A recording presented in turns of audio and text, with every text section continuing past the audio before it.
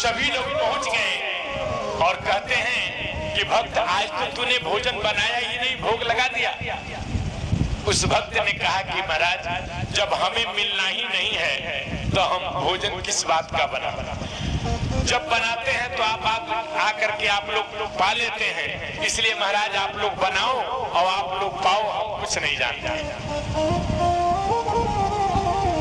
इतना भोजन बनाए, भरत जी रसोईया का काम कर रहे हैं, भोजन बना रहे हैं, हनुमान जी महाराज पानी ला करके दे रहे हैं, इत्यादि सभी लोग अलग अलग काम कर रहे हैं। इसी क्रम में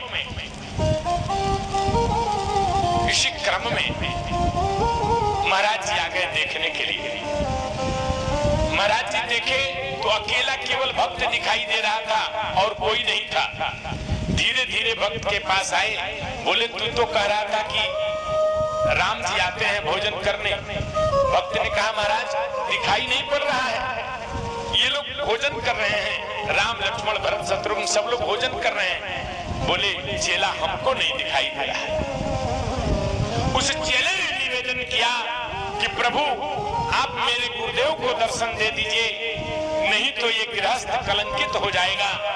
गुरु जी यही सोचेंगे कि हम अन्न लाते हैं और बेच लेते हैं, इसलिए प्रभु एक भक्त का निवेदन स्वीकार करिए, हमारे गुरुदेव को दर्शन दे दीजिए।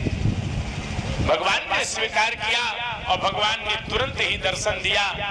जैसे ही गुरुदेव ने दर्शन किया, साष्टांग चरणों में लेट गए और बार-बार चेला के सामने हाथ जोड़ते हैं कि बेटा पूरा जीवन व्यतीत हो गया, आज तक भगवान का दर्शन नहीं हुआ, तू न जाने किस रूप में आया है, तूने मुझे दर्शन करा दिया भगवान का। आज से तू मेरा चेला नहीं, तू मेरा आज से गुरु है, मैं तेरा शिष्य हूँ। क्यों?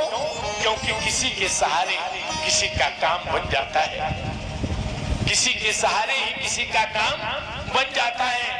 आज तू नहीं आया होता तो शायद मेरा जीवन लेना ही व्यर्थ हो जाता, मैं भगवान का दर्शन नहीं कर पाता। इसलिए भगवान को बार-बार प्रणाम करते हैं। एक बार जीवन में परमात्मा का दर्शन हो जाए, अपनी आंखों से हम लोग परमात्मा को देख लें, इससे बड़ी बात क्या हो सकती है। संपत्ति कमाएंगे, संपत्ति यही